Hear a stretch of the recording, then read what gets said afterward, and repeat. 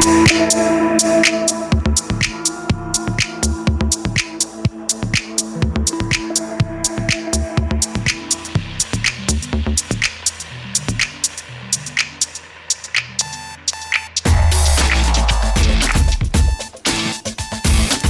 tal amigos? ¿Cómo les va? Buenas tardes. Bienvenidos a este día miércoles. Ya estamos listos para informarles, para contarles lo que están planteando los medios de comunicación en la provincia de Mendoza y en todo el país. Y vamos a comenzar con un hecho destacado de nuestra provincia porque Mariano Luque, el único acusado del caso Soledad Chacón, bueno, efectivamente ya ha quedado liberado, según lo que plantean los medios de comunicación. Joana Chacón, perdón. Esto lo tomaban los medios de comunicación, lo decía el diario Los Andes. Caso Joana Chacón, liberaron a Mariano Luque. Una jueza de garantías determinó que no hay pruebas contundentes para que esté preso por la desaparición de la niña de 13 años en Lavalle. También lo tomaba el diario 1. Liberaron a Mariano Luque, el único acusado por la desaparición de Joana Chacón y Soledad Olivera. Y el diario El Sol también lo tomaba. Liberaron a Luque, único acusado de la desaparición de Joana Chacón. También lo tomaba Sitio Andino, el portal de la Universidad Nacional de Cuyo también. Bueno, muchos hicieron el foco en este hecho que ha causado polémica en la provincia de Mendoza y ha merecido una repercusión también a nivel nacional, ¿no? Vamos a ampliar esta información. ¿Qué tal, Claudio? ¿Cómo te va? Buenas tardes. Hola, Lucas. ¿Qué tal? Buenas tardes. Sí, es una noticia muy relevante, sobre todo para este caso que ha conmocionado a Mendoza y sobre todo porque no tiene una resolución clara. Joana Chacón lleva desaparecida desde el 2012 y todavía no se sabe dónde está ni exactamente qué pasó. La novedad más fuerte había llegado en noviembre del año pasado cuando la hermana de Joana, Beatriz Chacón, fue a la justicia y denunció a Mariano Luque diciendo que ella sabía que él la había matado. Esto derivó en la detención y posterior prisión preventiva. Sin embargo, ¿cuál es la novedad? Esto que está sucediendo hoy, ¿no? Que dicen, bueno, la justicia, más precisamente la jueza Alejandra Mauricio, determina que no hay pruebas suficientes para esta prisión preventiva y finalmente lo dejó en libertad anoche. ¿Cuál es el argumento de la jueza para dejarlo en libertad? Dice que no hay pruebas suficientes que puedan conectar el testimonio que dio Beatriz Chacón con el hecho concreto de Mariano Luque como asesino de Joana Chacón. Entonces, esta es la razón. ¿En qué se basa? En una pericia psicológica que le hicieron, en la que finalmente se determina que el relato que ella tiene es contradictorio, tiende a la fabulación y que se contradice justamente en un montón de datos. Así que esta es la razón por la cual el caso vuelve a ser una noticia. Bien, ahí estamos viendo justamente los puntos más importantes de este caso que nos estás contando, Claudio. Fue imputado el 6 de noviembre del 2015 por homicidio simple, justamente por esta causa. Cuando fue detenido, Beatriz Chacón, que es la hermana justamente de la víctima, le había dicho a los pesquisas que él era el responsable. Había afirmado que Mariano Luque era el responsable. Hoy la justicia, como vos nos contabas, toma esta decisión y uno de los motivos principales es el resultado de las pericias psiquiátricas que, bueno, le han hecho a Beatriz Chacón, ¿no? La hermana de Joana Chacón y además ex pareja de Luque, ¿no? Exacto, y estas fueron las razones por las cuales al principio su testimonio era muy válido. Porque además ella había dicho, la mató delante mío, quemó el cuerpo y lo enterró. El tema es que no hay más precisiones, fuera de sus palabras, que den una pista concreta. Y justamente está esta pericia, que es lo que toman la jueza, para decir, bueno, no tengo pruebas suficientes para esta prisión preventiva y lo libera. ¿Cuál es el problema con Mariano Luque? Que también está involucrado en otro caso resonante, que es la desaparición de Soledad Olivera. Por este caso él fue llevado a juicio y finalmente había sido absuelto. En un tribunal determinó que por el beneficio de la duda no había pruebas suficientes para determinar que él había sido el asesino de Soledad Olivera, que también está desaparecida y también había desaparecido en Lavalle. Fue prácticamente, Claudio, una novela esta situación, ¿no? Y por eso me confundía yo en el nombre al principio, porque fueron dos casos que tienen algún tipo de vínculo entre estas tres partes, ¿no? Soledad Olivera, Joana Chacón y justamente Mariano Luque, o por lo menos eso es lo que investigaba y sigue investigando la justicia. Bueno, ya ahora no. Exacto. Lo que está pasando es esto. La desaparición de Joana Chacón fue lo que dejó a la luz toda esta situación y todo este entramado y esas vinculaciones. También esto vamos a destacarlo y siempre lo decimos cada vez que hablamos de esta noticia. Hay una responsable de que todo esto se siga investigando y es la directora de la Escuela de Lavalle, Silvia Minoli, que es la que más insiste por buscar la verdad. Casi la única responsable. Tal cual, porque ella es la que más insiste con los medios en que este tema no se olvide, es la que más presiona a la justicia y también fue la que dijo, bueno, cuando desapareció Johanna también se empezó a hablar de Soledad Olivera, que había desaparecido antes, y empiezan a establecer los vínculos con Mariano Luque. Ahora, él está liberado, digamos, queda libre, o por lo menos recuperó la libertad en esta acusación del caso Johanna Chacón. El abogado de los derechos humanos, Fernando Peñalosa, y el fiscal que había determinado que se diera la orden de detención, Santiago Garay, van a analizar puntualmente qué es lo que la jueza Mauricio ha dicho, digamos, en este fallo para determinar esta liberación. Dice que lo van a analizar, que les sorprendió mucho porque ellos fueron los que consideraron que había algo de testimonio válido en lo de Beatriz Chacón para que él quedara detenido. Bien. Paralelamente a esto, tenemos esta situación. La Corte Suprema, también por el pedido de Fernando Peñalosa, el abogado, determinó que declarar nulo el juicio que lo había absuelto en el caso de Soledad Olivera y determina que se vuelva a hacer. ¿Cuál es la razón por la cual se pide que se lo vuelva a enjuiciar? Porque hay elementos como la violencia de género que no se habían tenido en cuenta y que para la Corte Suprema de Mendoza esto era muy válido.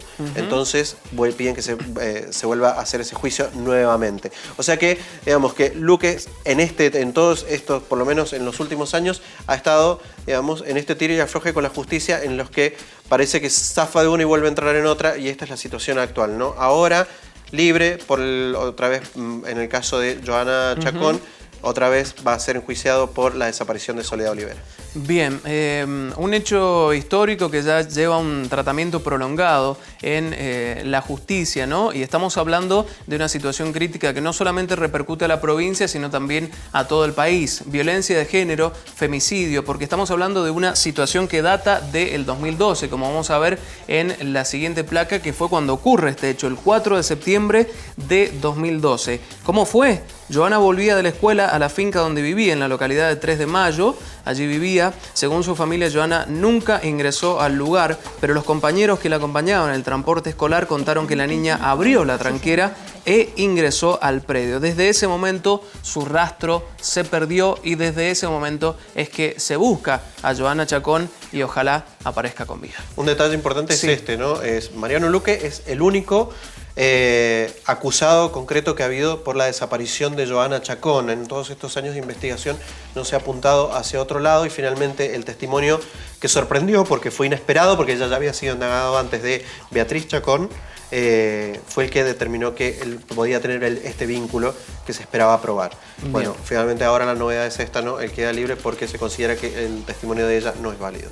Vamos a cambiar de tema, vamos a seguir enfocados en la provincia de Mendoza y vamos a hablar de Luis Lobos, el ex intendente de Guaymallén, porque fue despedido de la municipalidad por el actual intendente, ¿no? Y esto lo tomaron los medios de comunicación en las tapas papel, sobre todo de los diarios de la provincia de Mendoza. La tapa de Los Andes lo tenía y también la del Diario 1. Iglesias echó a Lobos de la comuna de Guaymallén, decía la tapa de Los Andes, y la tapa del Diario 1 decía: tras ser echado, Lobos irá a la corte para que le devuelvan su cargo. Bueno, parece que no quedó muy contento con esta noticia Lobos, ¿no, Claudio? No estaba contento para nada, pero no lo sorprendió porque él más o menos se lo veía venir a toda esta situación. Esta es otra vez la novela política, o una de las novelas políticas de Mendoza que tiene este nuevo capítulo. La novedad era esta que se conocía ayer. Marcelino Iglesias, actual intendente de Guaymallén, decide echarlo a Luis Lobos y a su esposa, que son empleados de planta municipales de Guaymallén. Recordemos esto, paralelamente a esta situación, Lobos, su esposa, también su suegra, están imputados en causas por malversación de fondos y también incumplimiento de deberes de funcionario público. Esas causas están en la justicia actualmente, pero paralelamente a esto también se había iniciado una investigación interna por parte de la nueva gestión de Guaymallén para determinar algunas irregularidades que estaban viendo, fuera de estas que mencioné. ¿Qué pasó? Estas investigaciones derivan un allanamiento en el hogar de la familia Lobos y allí encuentran una documentación sensible, le llama, la carátula, de que tienen vinculación con el municipio. Expedientes algunos, ¿no? Exactamente. Básicamente es así. Son expedientes que deberían estar en la Municipalidad de Guaymallén, pero que estaban en la casa de Luis Lobos. Bien. Sumado esto a las sanciones administrativas que ya tenía de su función pública, es que Marcelino Iglesias decide echarlo directamente. O sea, que sea un despedido de la Municipalidad de Guaymallén. Bien. Bueno, por supuesto, lo que te decía, no fue una sorpresa para Lobos, pero igualmente no está muy conforme, así que ha decidido dos acciones. Recurrir a la Suprema Corte de Justicia para decir, bueno, que lo vuelvan a reincorporar, y la otra, que tiene que ver con una cuestión política, que fue denunciar por abuso de autoridad y persecución ideológica a Marcelino Iglesias. Se siente una víctima de esta nueva gestión, sostiene que esta es la razón, digamos, que la cuestión política es lo que hace que lo terminen echando, y es por esta razón es que con estos dos argumentos va a la justicia de Mendoza para que lo reincorporen al municipio. De todos modos, hay que dejarlo claro, Claudio, que Lobos, bueno, fue muy cuestionado por hechos de corrupción en los últimos momentos de su gestión antes de que asumiera Iglesias, ¿no? Sí, y esa es la razón por la cual también es que está esta otra investigación paralela. Son justamente, son caminos paralelos que llevan a un montón de irregularidades, tanto de su función cuando era presidente del Consejo Deliberante como después cuando asume como intendente interino, porque el intendente que estaba en ese momento, Alejandro Abrán, se va como legislador nacional. Así que esto es lo que está ahora en marcha. Veremos qué sale de esta nueva pelea política entre el ex intendente y el actual intendente de Guaymallén.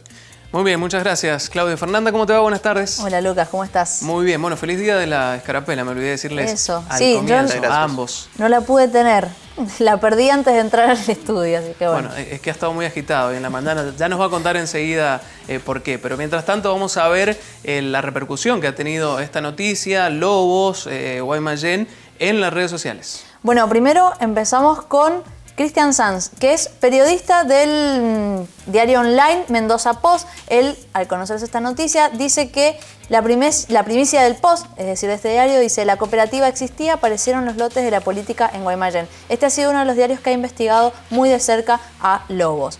Otros, como decía Claudio, creen que esto es una persecución y dicen: los radicales pro tienen odio visceral. Echaron a Lobos y a su esposa de la municipalidad de Guaymallén. Otros que le están contando a un amigo que vive en otra provincia y le dice: te cuento que acá en Mendoza, en la municipalidad de Guaymallén, hoy echaron al ex intendente Lobos. Había vaciado el municipio, el HDP. Y finalmente dicen: este no se fue sin que lo echen. Ahora esperemos que actúe la justicia, y comparte la nota de uno de los diarios que también, por supuesto, ha dado esta información. Muy bien, estamos en vivo en el canal 30 de la televisión digital abierta, los estamos informando, les estamos contando los temas más importantes que se destacan en los medios de comunicación y por supuesto haciendo un análisis comparativo, ¿no?, de etapas de las redes sociales y también los medios online. Ha llegado el momento de hacer un nuevo corte, ya venimos.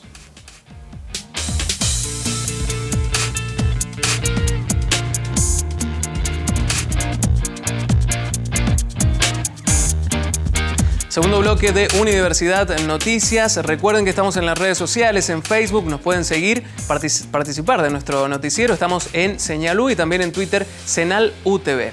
Vamos a seguir informándolos, compartiendo la información más destacada de los medios de comunicación, y tiene que ver con la situación crítica del zoológico mendocino, porque, bueno, se siguen perdiendo animales, ¿no? Esto lo tomaron los medios de comunicación en el transcurso de la mañana. La actualización de los Andes, ayer la estamos viendo, fallecieron otros 14 animales en el zoológico y analizan un nuevo cierre temporal. También lo toma Sitio Andino. El gobierno evalúa cerrar el zoológico luego de las muertes de animales, y MDZ también lo toma. El zoológico ya es una carnicería. Bueno, plantea un título bastante destacado. Murieron 14 animales más. Ampliemos esta información, Claudia. Bueno, la información se había conocido ayer, que era que durante el fin de semana se habían muerto 15 animales, precisamente ciervos gamos. ¿Por qué? Por las bajas temperaturas, los había afectado, tenían un problema con el refugio de los animales, y finalmente el mal tiempo se cobró la vida de estos animales. ¿Cuál es la noticia de hoy? Que aparentemente reportan 14 animales muertos más, entre ellos un puma. Esto lo admitió la directora del zoológico, Mariana Caram, lo dijo a MDZ Radio y reconoció que están trabajando. También dijo esto: no ocultamos la verdad, digamos, tiró un poco la pelota para la gestión anterior diciendo antes estas cosas pasaban y nos informaban, nosotros informamos todo, esta es la situación actual del zoológico. Reconoció que estaban evaluando hacer un cierre temporal como ya había pasado en los primeros meses del año, cuando también había habido muerte de animales y se decidió cerrar por un tiempito el paseo. Bien. Por lo menos cerrarlo al público. Ahora se comprometió a construir y mejorar refugios, que esa dice que es la tarea pendiente que había en el zoológico provincial. Paralelamente a esto, también ayer una de las noticias era que había aparecido una carta de una veterinaria que trabaja en el zoológico. En esa carta reconoce, esta carta lo que tiene de particular es esto. Fue presentada el jueves pasado, o sea, antes de la muerte de los animales. Y allí advertía que la mala temperatura o la baja temperatura que se veía para los próximos días en Mendoza podía llegar a matar animales, que fue lo que finalmente sucedió. Ahí también destaca que ella le reclama un poco a la directora del zoológico que se había comprometido a armar algunos refugios para cierta fecha y que esa fecha no se había cumplido, que se llegó el día y que los refugios no estaban y finalmente deriva en las muertes de los animales. Pide ahí que accionen y se hagan cargo y que dejen de enfocarse en el famoso ecoparque, que es lo que quieren hacer en el lugar del zoológico. Y es lo que cada vez suena más fuerte, ¿no? Una propuesta que elaboró el Ejecutivo Provincial apenas asumió y parece que están cada vez más cerca a raíz de estas situaciones que se viven en el zoológico, el ecoparque, digo, ¿no? Exactamente, porque el ecoparque, digamos, vendría a ser, o por lo menos nació como la propuesta para reemplazar al zoológico, evitar la muerte de los animales y cerrar el lugar de una vez por todas, que era lo que estaban pidiendo un montón de ambientalistas. Sin embargo, hoy por hoy el ecoparque dejó de, para un grupo muy grande de profesionales, de ser una buena idea. Y están en la puja, porque hay algunos que dicen no deberíamos tener un ecoparque, lo que hay que hacer es mejorar las condiciones del zoológico, que se transforme en un lugar donde cuidar a los animales, más allá de que sea un paseo para ir a verlos. Y por el otro lado están aquellos que dicen no, debemos eliminar todos los animales, llevarlos a otros lados, por supuesto, y transformarlo en un ecoparque. En el medio de esto también recordemos que está toda esta situación de el oso Arturo, que es un oso polar que está grande, ya tiene sus años, el pobre. Hace unos años se evaluó llevarlo a algún otro lugar, se dijo que no, y ahora está allí recluido y con un estado de salud delicado. Bien, bueno, algunos a favor, otros en contra de la situación que vive el zoológico en la provincia de Mendoza. Vamos a ver esto, la repercusión que tuvo en las redes. Bueno, más allá de las distintas opiniones y de la repercusión que ha tenido, esto trascendió a la provincia. Llegó, por ejemplo, a Telefe Noticias, donde dicen, tras la muerte de 15 ciervos, avanza en Mendoza el proyecto para reconvertir el zoológico en un ecoparque, ¿sí? Para que veamos la importancia que tiene estas noticias en el país. Otros dicen, preocupante cantidad de muertes en el zoológico de Mendoza. Solamente estos últimos días, 29 animales y, como decía Claudio, entre ellos un puma. Alguien que tomaba las palabras de Mariana Caram, ¿sí? Hay 14 nuevas muertes, entre ellas 6 crías, un puma más ciervos, y el frío es un factor de estrés. Esto es lo que decía AMZ Radio, como nos contaba también Claudio. Bien. Algunos dicen, antes los ambientalistas de Mendoza no estarían haciendo un piquete en el zoológico con tantas muertes de animales.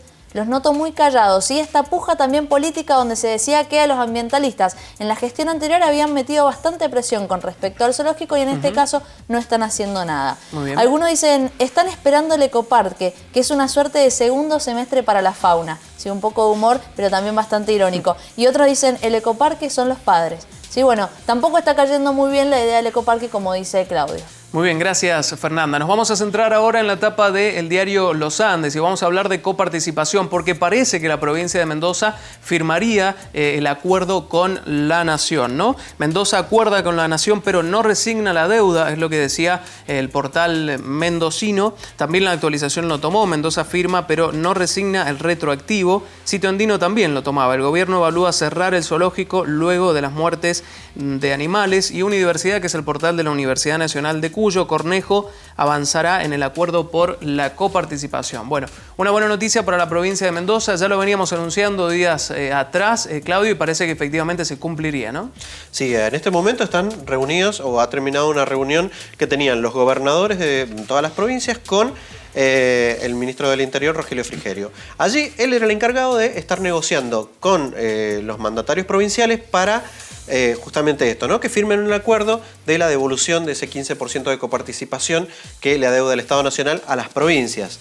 En los días previos ya algunas provincias habían firmado, en total ahora son 5, ya lo hizo Jujuy, Neuquén, Tucumán, Chubut y la última que se sumó fue Misiones. Paralelamente a eso, que lo veníamos destacando también estos días, Santa Fe, Córdoba y San Luis habían iniciado acciones legales, que era el paso que iba a hacer Mendoza. Ahora lo que hace Mendoza es decir, bueno, le voy a poner un freno a la acción judicial para pedir que me devuelvan esta plata. Claudio, recordame, es un 15% de las retenciones a la provincia de Mendoza, como las otras provincias que planteaba desde el año 1992. Exactamente, que fue el momento en el que a las provincias se les pidió que hicieran ese aporte al Estado Nacional para destinarlo a AFIP y también al ANSES. Luego cuando el AFIP y ANSES en ese momento se habían privatizado, cuando vuelven a ser del Estado Nacional, el Estado no firma ningún acuerdo para que dejen de poner esa plata. Se la siguen sacando a las provincias y es lo que las provincias empezaron a reclamar en las últimas gestiones. En realidad vienen haciendo gestiones desde el gobierno de Néstor Kirchner, también durante la gestión de Cristina Fernández de Kirchner y ahora siguen con la gestión de Mauricio Macri. ¿Qué es lo que va a pasar? Ahora el acuerdo es devolverle 3% de ese 15% en 5 años. ¿Qué es lo que dice Mendoza? Ok, puedo aceptar este trato, pero no me olvido de este retroactivo de los años hacia atrás, que es lo que iban a demandar judicialmente. Bueno, es lo que va a tratar de negociar el gobernador Alfredo Cornejo para que no solamente le vayan dando plata anualmente de lo que se debe, sino también reclamar todos los intereses hacia atrás. Así que bueno, supuestamente ahora en este momento tiene que haber en minutos quizás una conferencia de prensa donde se puede llegar a anunciar que además de Mendoza también otras provincias se han plegado a este acuerdo. Muy bien, vamos a ir a las redes sociales para ver qué temas se destacan en esta jornada de día miércoles. Bueno, desde ayer, cuando se conoció la noticia de la liberación de Luque, ¿sí? En el caso de Johanna Chacón, obviamente que muchas organizaciones que luchan por los derechos de las mujeres salieron a comentar esto y a expresar también mucha bronca. En este caso, Mumala, que es Mujeres de la Matria Latinoamericana, luchadoras y defensoras de los derechos de las mujeres, comentaban, ¿no? Caso Johanna Chacón, liberaron a Mariano Luque, el único acusado, y esto era la sede de Mendoza, ¿sí? El perfil de la sede de Mendoza, pero se replicó a nivel nacional. Otros esta mañana decían que tengan un buen miércoles. A mí la libertad de Luque me impulsa a seguir luchando para saber qué pasó con la pequeña Johanna Chacón. Bien. También las redes sirven para saber estos personajes principales de este caso, cómo se han expresado. En este caso, Silvia Minoli, que es la directora de la escuela a la que iba Johanna, decía, me genera bronca y miedo como mujer que Luque esté suelto, ¿sí? Una de las preocupaciones de ella.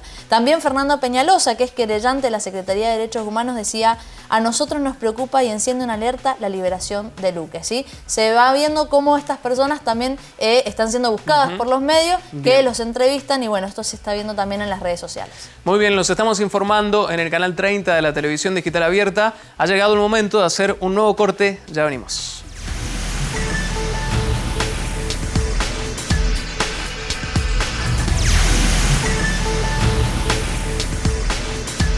Ley antidespido. De eso vamos a hablar en este último bloque de Unidiversidad Noticias, una ley que ha tenido un tratamiento bastante extenso, que ya desde un comienzo el presidente de los argentinos, Mauricio Macri, dijo que no estaba de acuerdo, ¿no? Bueno, parece que hoy tendría un tratamiento, una sesión ordinaria. Puntualmente lo toma la tapa de La Nación. Giro en la estrategia oficial, dice La Nación, y ya les vamos a contar por qué y cuál es la situación política que hay detrás de este giro de la estrategia, ¿no? La tapa de página 12 también lo tomaba, la ley antidespidos quedó en el jardín de los senderos que se bifurcan. Es lo que decía justamente refiriéndose a esta situación.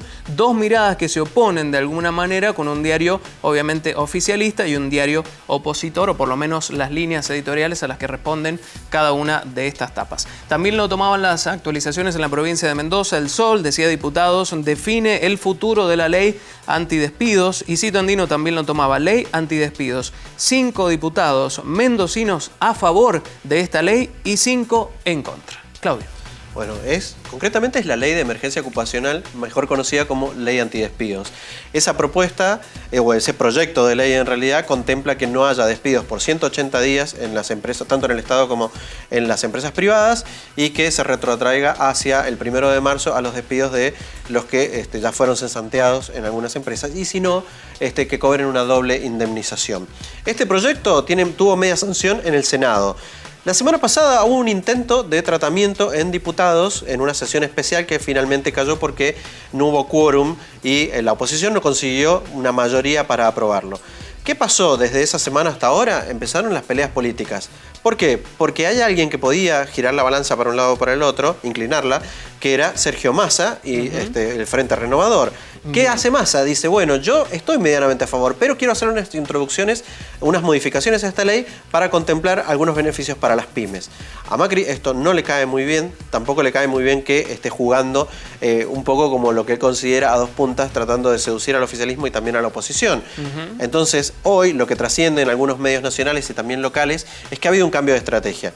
Hoy es una sesión ordinaria de diputados. Este no es el único tema que se va a tratar. Hay otros temas más que están en espera para tratar sobre tablas y tiene que ver con esto, con que al ser una sesión ordinaria hoy van a estar más de 30 horas debatiendo. ¿Qué hace Macri, o por lo menos cuál es la estrategia del oficialismo, de Cambiemos, para tratar de zafar de esta situación? Decir, bueno, que todos los legisladores oficialistas se abstengan de votar, que el Frente para la Victoria logre imponerse, la ley se apruebe y entonces de esa forma Macri la puede vetar rápidamente. Esta es la estrategia oficial a la que se remiten los medios. Sí, exactamente.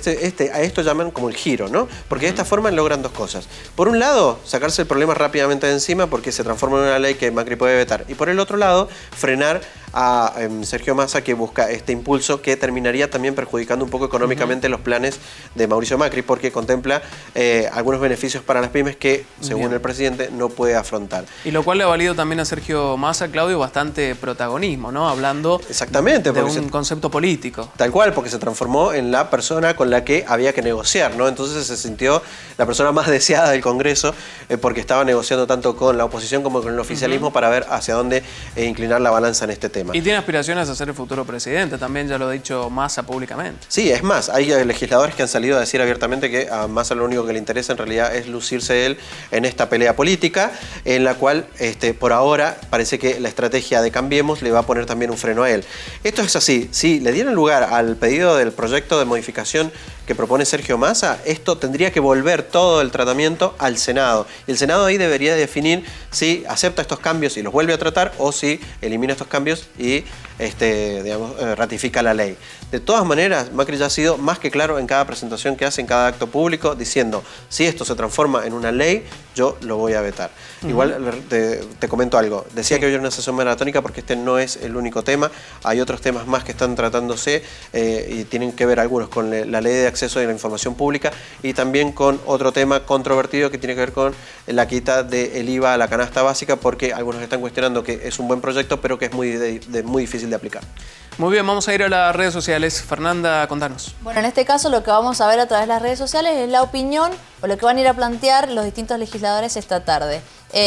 Miriam Breckman del Frente de Izquierda dice: nuestro único compromiso es con los trabajadores, por eso peleamos consecuentemente por una ley antidespidos. También se mezcla, por ejemplo, en este caso, Marcelo Bonelli, sí, periodista, que trae la palabra de Mauricio Macri. Dice: en el día clave por la ley antidespidos, Macri dijo que el objetivo es que cada argentino tenga un buen trabajo. ¿Sí? Una frase bastante más leve que la posición de él, que es vetarla. Cristina Álvarez Rodríguez dice: estaremos presentes en la sesión de hoy por la ley antidespidos, defendiendo, como peronistas, el trabajo argentino y la industria nacional. Y finalmente, Luis Petri dice: la ley antidespidos persigue la clara intencionalidad política de imponerse al gobierno por una supuesta ola de despidos que creemos no es tal, ¿sí? Distintas posiciones que se empiezan a ver en las redes sociales porque ya la mayoría de los legisladores tienen sus propios perfiles de Twitter. Bien, ¿hay algún otro tema, Fernanda, que se haya destacado en las redes sociales para el día de hoy? Y hoy tomamos la del Día de la Escarapela, ¿sí? Después veremos en las tendencias cuáles son, pero hoy fundamentalmente el Día de la Escarapela porque fue instituido por primera vez en 1812 por el triunvirato a pedido del general Manuel Belgrano. Así que desde ese día tenemos escarapela para usar los argentinos. Con efemérides y todo. Exactamente. El Día de la Escarapela, dicen algunos, no es cualquier día, es hoy. Y dice: ¿cómo algo tan pequeño puede significar tanto? ¿Sí? Y ahí vemos la foto de la escarapela. Otros dicen: yo ya tengo mi escarapela puesta, ¿y vos? ¿Sí? Algunos se preguntan eso. Otros que lo toman para conveniencia personal, sobre todo quienes van a la escuela o tienen que rendir, dicen: no deberíamos rendir hoy. ¿Acaso no saben que es el Día de la Escarapela? ¿Irrespetuosos? Bueno, alguien que hace un poco humor de esto también. Otros que se ponen un poco más melancólicos, dice: algunos con la escarapela en el pecho y otros mirando su propio ombligo. ¿Sí? Hace un análisis distinto. Y finalmente se da esta puja entre los nacionalistas y los no nacionalistas que dicen: espero que todos aquellos que se excusaron en Halloween de ser bien argentinos, hoy estén usando una escarapela. Bueno, esta pelea divertida también se dio dentro de las redes sociales. Se discute mucho, ¿no? Eso de festejar culturas que por ahí no son netamente nuestras, como Halloween, y no festejar estas que sí tienen que ver con el color, con la bandera y con las raíces, ¿no? Bueno, y eso, si se quiere, se echa en cara en días como hoy. Si se aprovecha para decir, bueno, hoy que somos nacionalistas, a ver dónde están. Bueno, Claudio, contanos si este tema se metió también en las tendencias para el día de hoy. En realidad va ganando fuerza, pero hay otros temas que se estaban imponiendo con muchísima más fuerza. Y sobre todo esto, los temas locales, esos fueron los que fueron ganando espacio en la red social Twitter. En este caso, bueno, ahí lo estamos viendo, el ecoparque es uno de los temas de discusión, sobre todo por que la muerte de 29 animales entonces, en 5 días es lo que más ha llamado la atención de la gente. Cornejo también se mete en las tendencias, y no solo por la cuestión política, sino también por un policial. El hijo del gobernador, asaltaron el local que tiene, una hamburguesería que tiene en la calle Aristides, se llevaron 10.000 pesos, pero bueno, al ser el hijo del gobernador ha tenido una relevancia mucho más grande. Que estuvo en las declaraciones juradas también, ¿se acuerda? Exactamente, claro que hubo este negocio, esto figuraba allí. Los museos, es el Día Internacional de los Museos, hay una jornada de museos en todo el país y también en Mendoza. La polémica en Mendoza ahora se destaca porque algunos museos que figuran en esta lista no están en condiciones de recibir visitas y algunos estaban cerrados desde hace ya algún tiempo. Bien. Vudú vuelve a las tendencias porque va a ser indagado por insertar datos falsos en su DNI. El ex vicepresidente, bueno, tiene que presentarse otra vez ante la justicia para declarar sobre esto. Ya sabemos que tiene varias causas y esta es una más en la que debe declarar. Y finalmente lo que pasa siempre, en el día de hoy deseamos #Buen Miércoles para que deseen una buena jornada a quien quiera. Muy bien, obviamente nosotros también les deseamos que tengan una excelente jornada, pero antes les decía que Fernanda, nuestra panelista, bueno, estuvo un poco agitada en la mañana. ¿Por qué? Porque arranca un nuevo programa en el canal 30 de la televisión digital abierta, distintos parecidos, y justamente ella es la conductora. Felicitaciones. Antes que nada, Fernanda, contanos un poquito de qué va a tratar este nuevo programa. Bueno, primero muchas gracias. Este programa tiene la idea de que sea un debate joven, de que seamos los jóvenes quienes nos pongamos al frente de aquellas temáticas que nos preocupan, que nos conmueven, para poner ahí a la mesa distintas posturas y quizás poder encontrar alguna solución, ¿sí? Tratar de encontrarnos aún en las diferencias. Muy bien, ¿arrancamos la semana que viene? Si Dios quiere, parece que arranca. No voy a decir todavía fecha para no quemarlo, pero ya muy pronto por la pantalla de Señal U va a estar distintos parecidos. Excelente, generamos un poco de suspenso aparte.